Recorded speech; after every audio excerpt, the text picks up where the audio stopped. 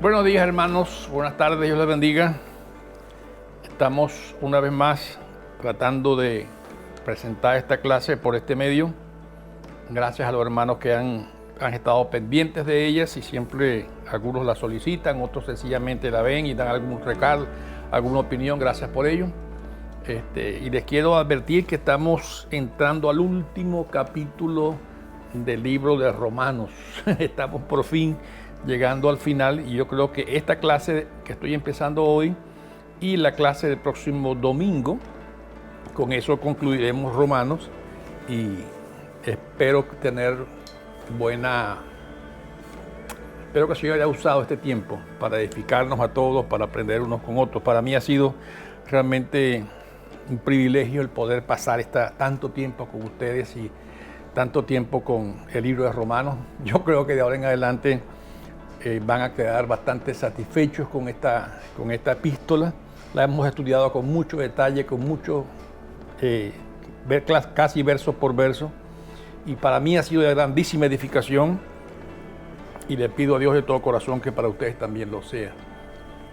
Les advierto que después de este libro de Romanos, vamos a estudiar otra carta del apóstol Pablo, que es el libro de Gálatas, mucho más corto que Romanos, así que yo espero que también podamos seguirlo aprovechando al máximo. Y yo estoy terminando con mucho gozo, con mucha alegría, y espero que ustedes también.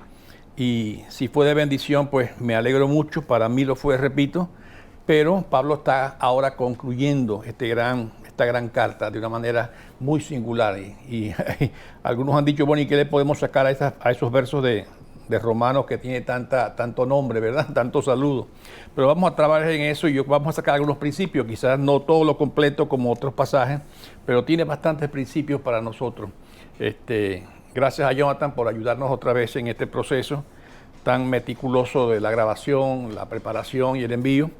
Y espero que sea de bendición para todos. Entonces vamos a orar antes de leer la palabra y así entonces comenzamos con este penúltimo estudio de Romanos, aunque usted no lo crea, después de tantos meses. Creo que la hermana Gladys tiene anotada la fecha cuando empezamos. Así que yo le pido a ella que me mande una notica por el WhatsApp y me diga la fecha para yo recordar la próxima semana. Han sido bastante tiempo que hemos usado para esto. Vamos a orar entonces, hermano. Padre, qué bueno es estar en tu presencia y una vez más reconociendo que donde dos o tres nos reunimos en tu nombre, tú estás, Señor. Y yo creo personalmente que aún a través de este medio, donde otros me están viendo desde lejos, en otros días y en otros lugares, yo sé, Señor, también que tú estás presente. Y tu Espíritu Santo usando este medio y estas palabras y esta lectura y estos pensamientos para guiar nuestros corazones a la verdad. Y así te pido que lo hagas. Que nos guíes a través del proceso de la lectura y estudio de tu palabra a la verdad tuya, Señor. Gracias porque contamos con la ayuda del Espíritu Santo para eso. Gracias porque no es nuestro, sino tuyo, Señor, la obra. Gracias porque no somos nosotros los que edificamos, sino que tú edificas, Señor, porque a menos que así sea, es en vano. Te pedimos por cada hermano que está viendo estos videos, por cada familia, que tú le estés guardando en paz en estos tiempos de tanta incertidumbre, de peligro, de dificultades, Señor, que tú estés proveyendo para las necesidades, que estés guardando la salud de cada hermano. Gracias por aquellos que han salido ya de un proceso de enfermedad que los has guardado. Y gracias, Señor, porque tú los seguirás guardando hasta el día de tu venida. Padre, dirígenos en este estudio y te lo pedimos todo en el nombre de Cristo Jesús. Amén y amén. Bien, voy a leer Romanos capítulo 16, versos 1 al 16. Y ya para la semana que viene espero yo que terminemos el capítulo 17 hasta el final, que es el verso 27. Vamos a leer entonces Romanos capítulo 16, 1 al 16. Espero que me tengan paciencia porque hay muchos nombres aquí. Así que vamos a irlo tomando con paciencia. Dice así la palabra del Señor. Les recomiendo a nuestra hermana Febe, diaconisa de la iglesia de Cenecreas. Les pido que las reciban dignamente en el Señor, como conviene hacer entre los hermanos en la fe. Préstenle toda la ayuda que necesiten, porque ella ha ayudado a muchas personas, entre las que me cuento yo. Saluden a Priscila y Aquila, mis compañeros de trabajo en Cristo Jesús. Por salvarme la vida, ellos arriesgaron la suya. Tanto yo como todas las iglesias de los gentiles les estamos agradecidos. Saluden igualmente a la iglesia que se reúne en la casa de ellos. Saluden a mi hermano, a mi querido hermano Epeneto, el primer convertido a Cristo en la provincia de Asia. Saluden a María, que tanto ha trabajado por ustedes. Saludos a Andrónico y a Junifas, mis parientes y compañeros de cárcel, destacados entre los apóstoles y convertidos a Cristo antes que yo. Saluden a Amplias, mi querido hermano en el Señor. Saluden a Urbano, nuestro compañero de trabajo en Cristo, y a mi querido hermano Estaquis. Saluden a Apeles, que ha dado tanta prueba de su fe en Cristo. Saluden a los de la familia de Aristóbulo. Saluden a Herodión, mi pariente. Saluden a los de la familia de Narciso, fieles en el Señor. Saluden a Trifena y a Trifosa, las cuales se esfuerzan trabajando en el Señor. Saluden a mi querida hermana Pérsida, que ha trabajado muchísimo en el Señor. Saluden a Rufo, distinguido creyente, y a su madre, que ha sido también como una madre para mí. Saluden a Síncrito, a Flegonte, a Hermes, a Pétrobas, a Hermas y a los hermanos que están con ellos. Saluden a Filólogo, a Julia, a Nereo y a su hermana Olimpas, y a todos los hermanos que están con ellos. Saluden a unos a otros con un beso santo. Todas las iglesias de Cristo les mandan saludos. Ahí está la palabra del Señor para nosotros. Aquí vemos esa despedida de Pablo muy larga y muy completa, y está reconociendo a muchas personas. Recuerden una cosa, hermano. Empieza a reconocer, a nombrar, y empieza a dar algunos detalles de algunas de estas personas. Y vamos a ver qué podemos sacar de ello. Quizás uno dice de tanto nombre que podemos aprender, ¿verdad? Pero existen en todas esas recomendaciones y de los colaboradores. Pablo hace una lista larga de saludos y personas, muy extensa por cierto, y entre ellas nombra 26 personas, 2 familias y 3 congregaciones que se reúnen en Roma. Ya lo dije, ¿verdad? Voy a repetirlo: 26 personas, 2 familias y 3 congregaciones que se reúnen en las casas en Roma. Y es sorprendente ver que no había en Roma, por decir así, una sola iglesia. Prácticamente había varias iglesias en varios lugares. Por eso empieza él a dirigirse a todas ellas, y ya ha hablado en el pasado de cómo quiere verlas unidas, ¿verdad? Pero vamos por parte a ver todas estas cosas. Y al principio, en los versículos 1 y 2, él lo dedica a una sola persona. Una recomendación de estas personas que eran importantes para él. Recuerden, él está pensando ir a Roma, está pensando ir a Roma en un viaje después de pasar por Jerusalén y camino a España, y está como tratando de poner ciertas cosas en su lugar para que su llegada, por supuesto, estas personas los reciban y puedan tener comunión con ellos, como ya lo he dicho anteriormente. Y estas cartas, por decir así, eran casi como los correos electrónicos de hoy que uno manda antes de hacer algún viaje, ¿verdad? Pero empieza hablando de esta persona, Febe. Dice que voy a Roma, la llama hermana, es un término no muy frecuente en las epístolas de Pablo, llamar a una dama hermana. Lo usa en otras partes también y en otros lugares, pero así la llama, y es muy importante. Y aquí hay una frase que Pablo usa, que nos ha creado un poquito quizás de discusión por mucho tiempo en muchos lugares, y que vamos a tratar de conversar en este día. Y les advierto, no vamos a llegar quizás a una conclusión todos.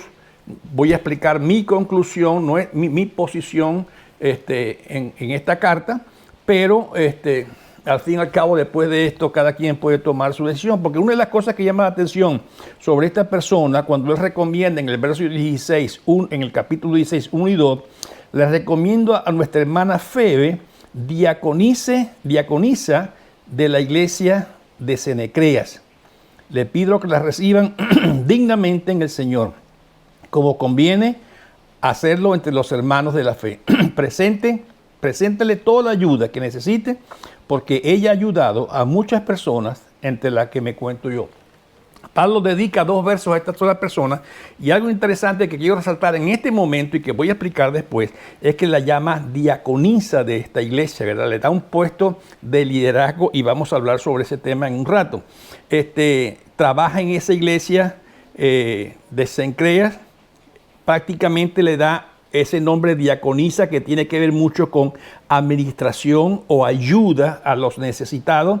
Y es un nombre que se le da a una persona que sirve al servidor del pueblo de Dios.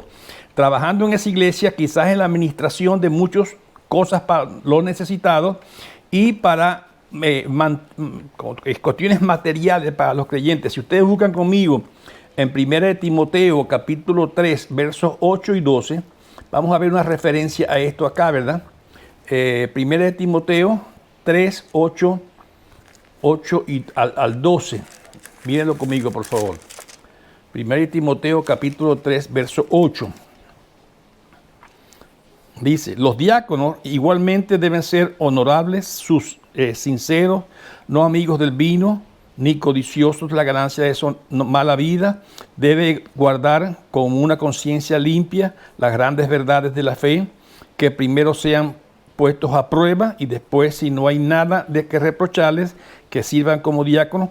Esto es la explicación de Pablo, porque el diácono para nuestra iglesia y en ese tiempo también era un funcionario de la iglesia, aunque era un funcionario para la ayuda. Y muchos escritores y estudiosos de la Biblia dicen que el término que le da aquí Pablo a esta señora es el término ayudadora o administradora de la iglesia. Pero bueno, vamos a discutir un poco más adelante y estableceremos algunos principios sobre esto. Pero aparentemente esta Febe era una mujer de dinero, comerciante quizás, y que usaba sus bienes para la ayuda de otros muchos cristianos. Y esa la hacía digna del apoyo que los hermanos debían prestar por ese servicio desinteresado que ella prestaba. Esos son los 2 primeros versos. Luego del verso 3, prácticamente en adelante hasta el 16, él enumera una lista de hermanos con algunas características, algunos de ellos, y Pablo los ha animado a saludarles. Salúdense ustedes entre los cristianos, salúdense ustedes mismos.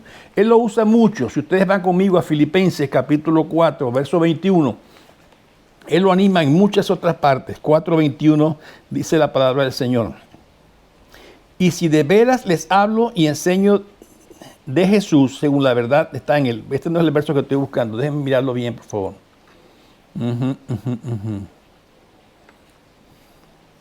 Filipenses, Tito 3:15. Disculpen ustedes, hermanos. Capítulo Tito, está al final también, Tito 3:15.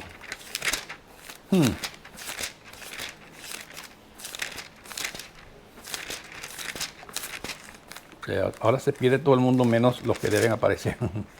Tito capítulo 3, verso Tito 3:15. Saludos de parte de todos los que me acompañan. Saludos a los que aman. Saludos a los que nos aman en la fe. Que la gracia sea con todos ustedes. Ese es el servicio. Era una costumbre que se usaba, ¿verdad? Inclusive en este pasaje dice salúdense con un beso santo o con un ósculo santo. Y Pablo los anima a eso. Lo anima hasta aquel punto, ¿verdad? Y lo hace de diferentes maneras. También lo hemos leído ya de esta manera.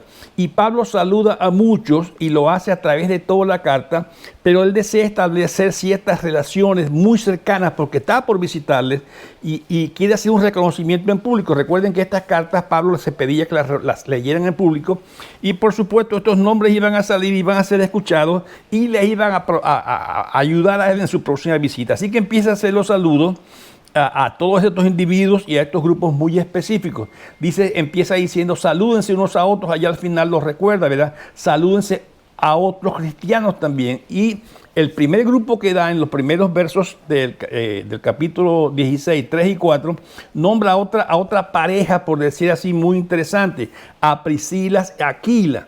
Y ese nombre de Priscila y Aquila lo vemos en otros pasajes también. Si ustedes van conmigo al libro de Hechos, capítulo 18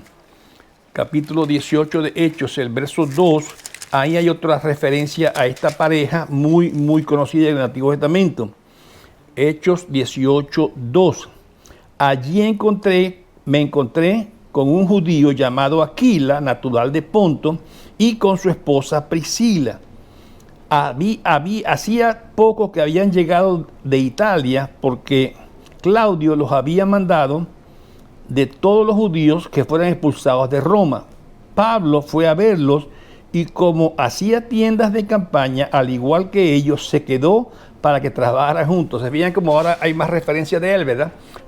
Priscila y Aquila, una pareja que eran de otro lugar, allá que estaban en Roma, tuvieron que salir de Roma huyendo por la persecución de Claudio. Eran comerciantes, igual que Pablo, de hacer carpas.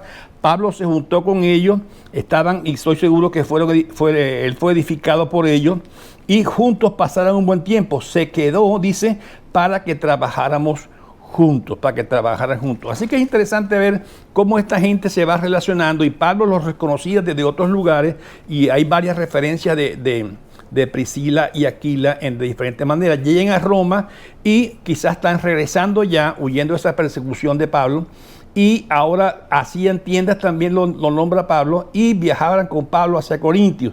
En ese capítulo también de Hechos 18 que acabo de leer, un poco más adelante, en el verso 18, se habla otra vez de ello. Pablo permaneció en Corinto algún tiempo más. Después se despidió de los hermanos y emprendió el viaje rumbo a Siria, acompañado de Priscila y Aquila. En Cencreas, antes de embarcarse, se hizo rapar la cabeza a causa de un voto que había hecho. Otra vez, fíjense cómo ellos andaban otra vez con Pablo trabajando. Por eso los conocía así bien, por eso los saludaba de muchas maneras, ¿verdad? También en Éfeso, allá en 1 Corintios 16, 19, nombran otra vez a Priscila y Aquila trabajando con Pablo en Éfeso. Se supone que después de eso regresaron a Roma, allí estaban, y los llama compañeros de trabajo, compañeros muy cercanos.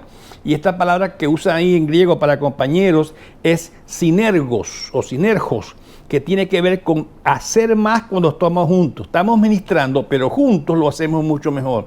Dice que arriesgaron la vida por ellos, quizás eso fue allá en Hechos 19, los varios versos de capítulo 19 de Hechos 23 en adelante. Aparentemente tenían una casa grande, como buenos comerciantes que eran, porque dice que había gente que se reunía con ellos. La iglesia de los gentiles, estamos agradecidos, y ahí nombra a estas personas, ¿verdad? Aparentemente tenían una iglesia que se reunían en su casa, y de esa manera podían seguir su ministerio. Así que vemos que están nombrando muchas personas. Luego nombra a otra persona llamado Epéneto en el 5, y dice, aunque esa no se menciona más en ninguna parte, quizás lo conocía, lo llama querido hermano. Luego, después de ese verso, salud a Epéneto, lo llama el primer convertido de Cristo en Asia. Interesante que Pablo lo recordaba por esta situación. Tienen varios nombres, y les digo una cosa, ustedes dirán, ¿por qué tantos nombres y qué importancia? Quizás no tiene mucha importancia para nuestro día de hoy, pero muchos de estos nombres tenían que ver con el oficio de la gente. Interesante que en ese tiempo podían colocar nombres. Por ejemplo, hay un nombre aquí llamado Onésimo, que se supone que fue el esclavo aquel que devolvió Pablo a su amo Filemón. Y Onésimo, el significado de la palabra Onésimo es muy útil o útil. Interesante que a un esclavo le ponían ese nombre porque esperaba que fuera útil. Hay otro nombre aquí más abajo que es Filólogo. Allí en el versículo 15, filólogo, que tiene que ver con una persona estudiosa de las lenguas antiguas. Así que muchas veces estos nombres se relacionaban mucho con el tipo de persona que era. Es como si una persona hoy lo pusieran, no sé, administrador, chofer, porque eso es lo que hacen. Así que lo llaman de esa manera. Nombra también en el versículo 6 a una tal María, Era un hombre gentil, un hombre judío, no tenía que ser María la madre de Jesús, por cierto, y no sabemos, pero dice que ha trabajado por nosotros. Casi a cada uno que nombra le va dando un refuerzo de lo que hace. Luego nombra a otra pareja, Andrónico y Junías. Esta pareja, o estos dos nombres, aunque Andrónico es muy masculino, dice que están destacados por servir entre los apóstoles. Hay otra parte interesante aquí.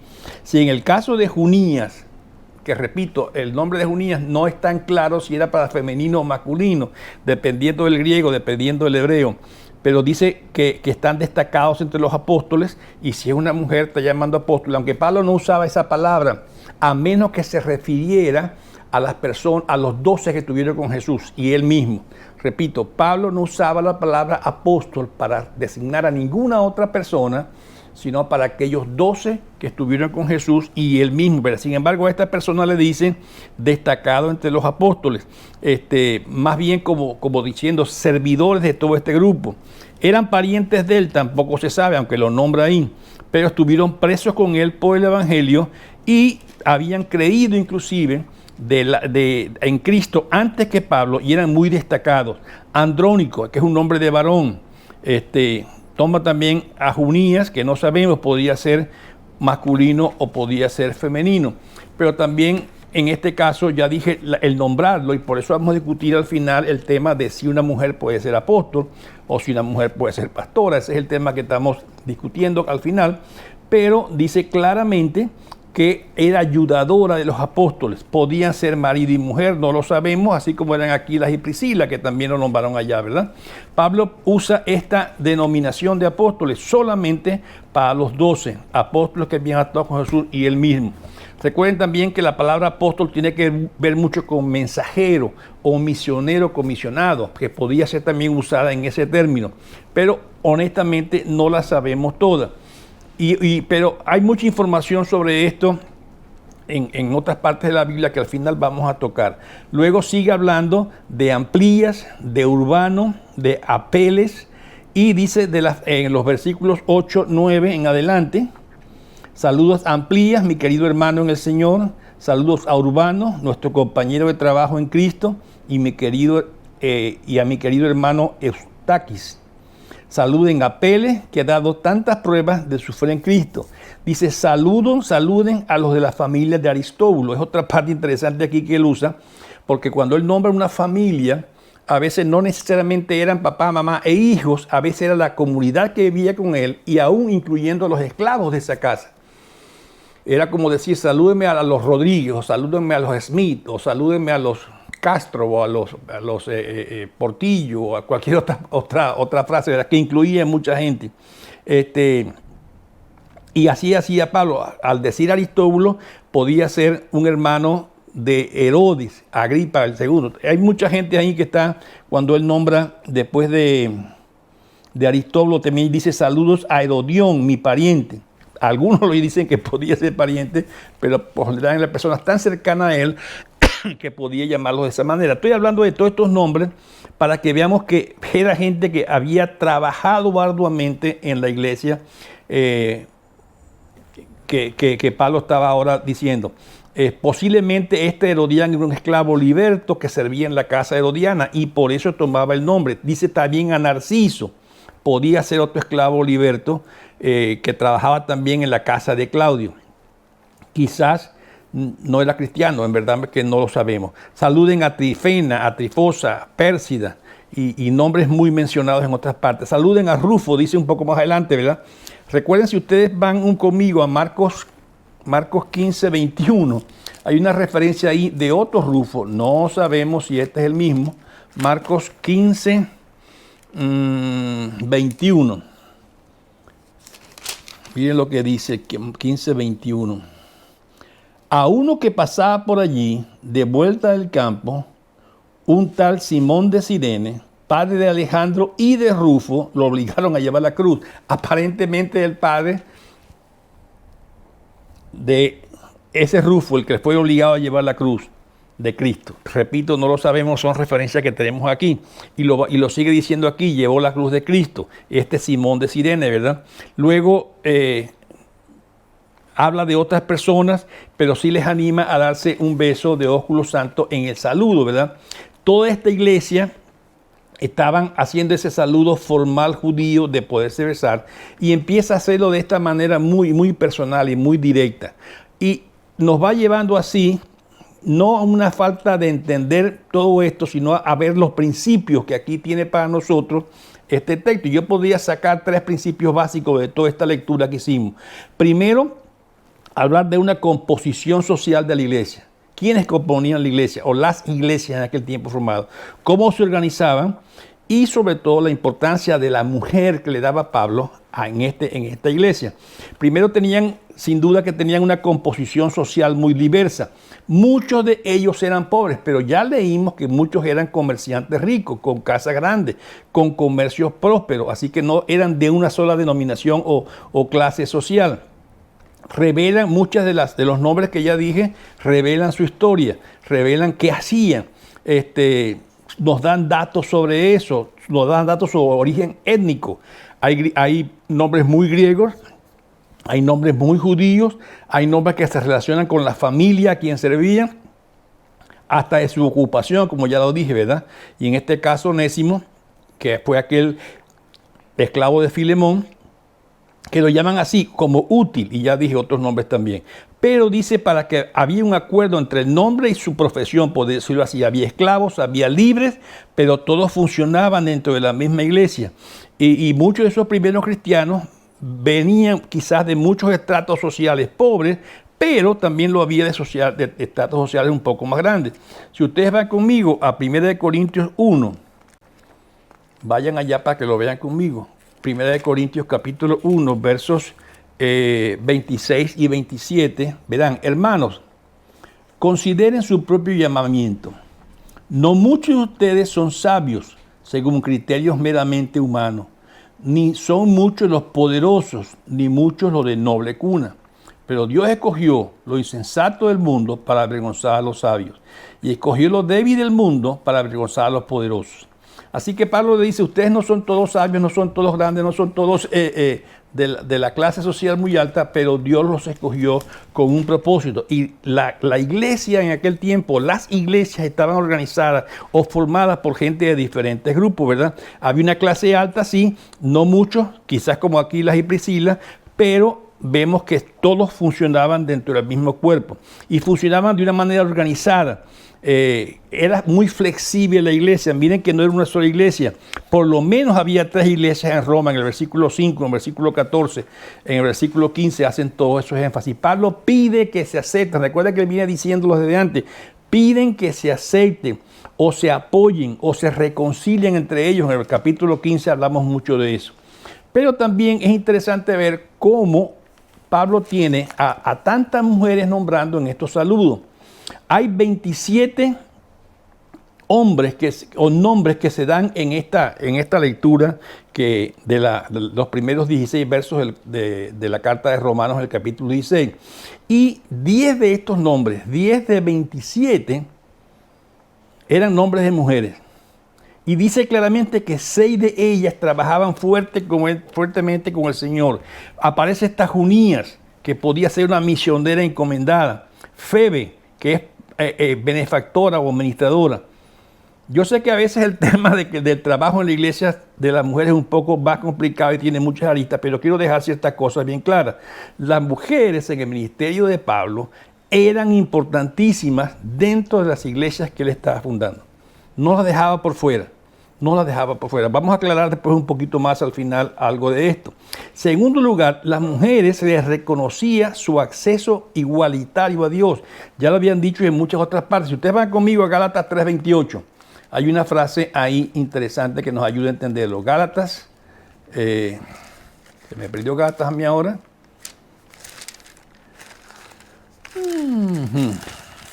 Gálatas capítulo 3, verso 28.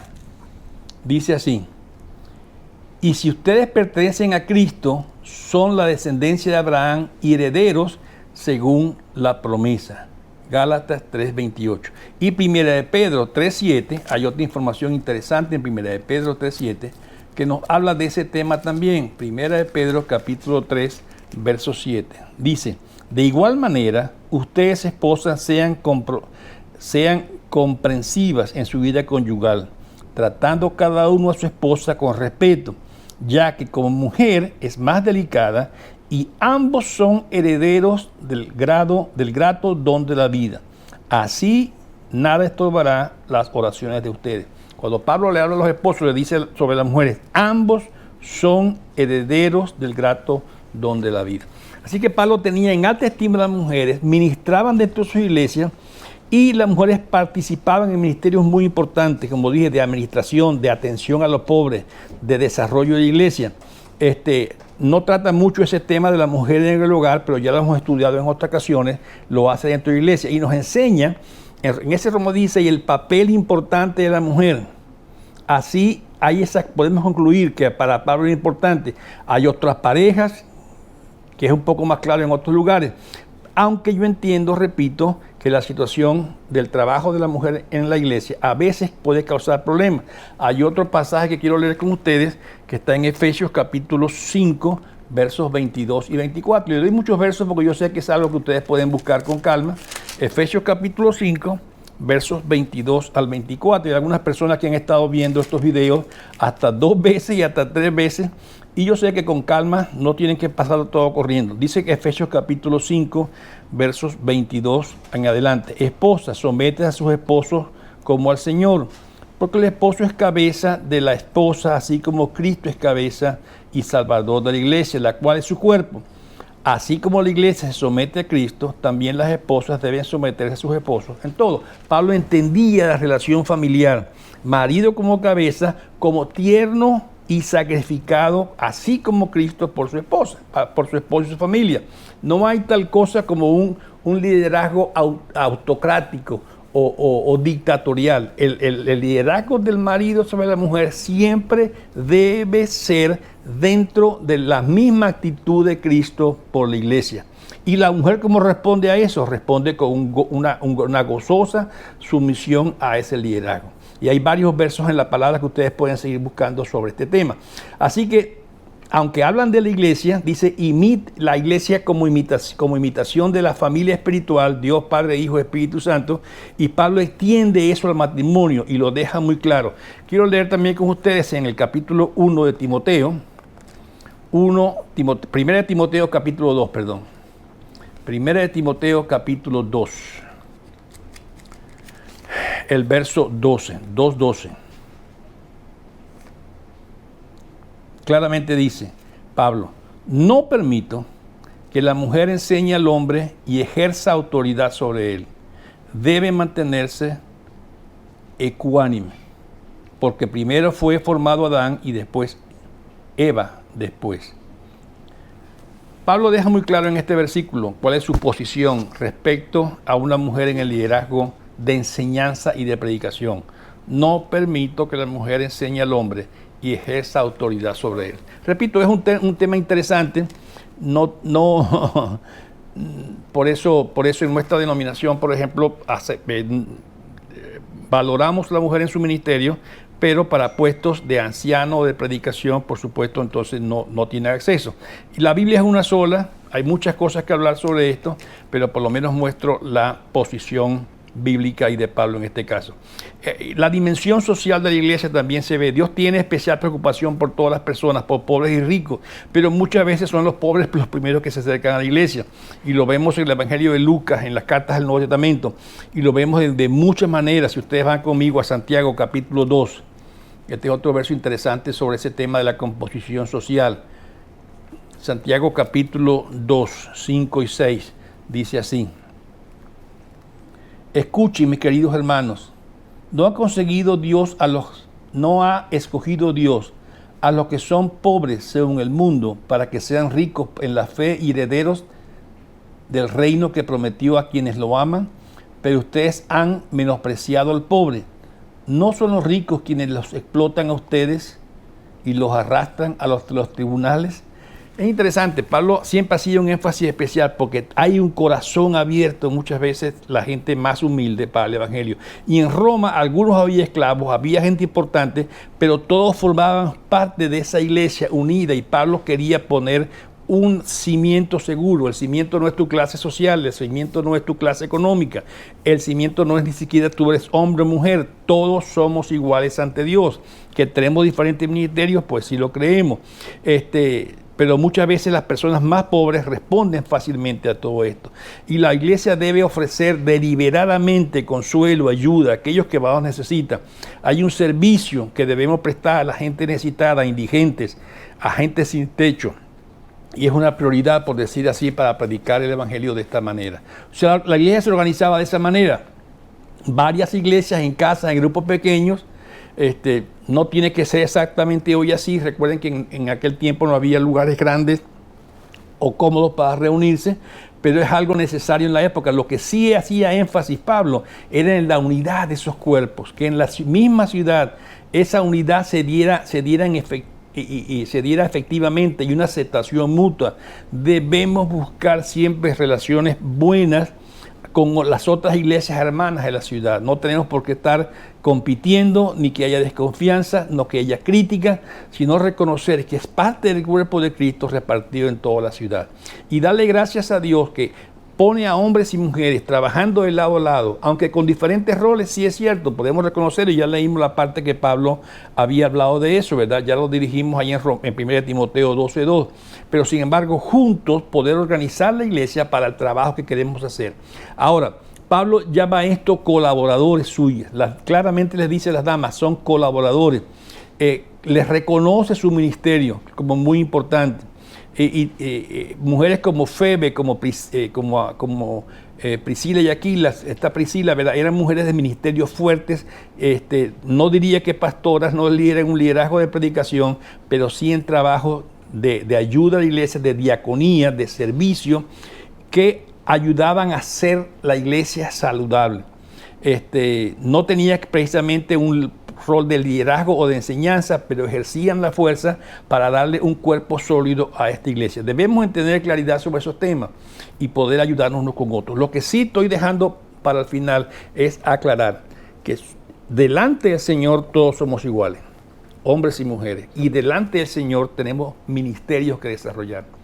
Que tanto hombres como mujeres en conjunto, dándole fuerza a la iglesia, puedan hacer una columna vertebral que le dé a la iglesia la fortaleza necesaria para cumplir su rol o su labor en este tiempo. Hermanos, la semana que viene concluiremos con el capítulo 16, concluiremos con la carta, y que Dios siga bendiciendo sus vidas a través de esto y de muchas otras maneras que lo hacen. Todavía el domingo estaremos reuniéndonos en la iglesia Hope Chapel para la predicación y la alabanza juntos. Sigamos orando para que el Señor siga dirigiendo el liderazgo, para saber cómo podemos seguir. Todavía las condiciones de salud no están muy claras en la ciudad para reunirnos todos juntos otra vez como antes. Si usted puede seguirnos viendo por este medio, en vivo o diferido, sígalo haciendo, comparta con nosotros, comparta con otros estas enseñanzas, y que el Señor dirija todas estas cosas. Vamos a orar y así terminamos por hoy. Señor, qué bueno saber que tú has formado una iglesia santa, sin mancha, sin arruga y sin contaminación, para tu honra y tu gloria. Señor, queremos pedir que pongas paz aún entre varias iglesias de la misma ciudad, que no caigamos en críticas, ni en señalamientos, ni en rivalidades, sino que podamos aceptarnos unos con otros, con diferencias, sí es cierto, pero como partes del cuerpo de Cristo. Padre, dirige estas cosas. Fortalece a cada hermano, a cada hermana. Gracias por los hermanos y hermanas que dan su tiempo, su esfuerzo para la iglesia Hope Chapel y para muchas otras. Sígueles bendiciendo, sígueles guardando, y que juntos podamos formalizar estas cosas para el crecimiento de tu iglesia y la gloria y la honra tuya. En Cristo Jesús, Señor, te pedimos estas cosas. Amén y amén. Dios les bendiga, hermanos. Muchas gracias. Saludos. Hasta luego.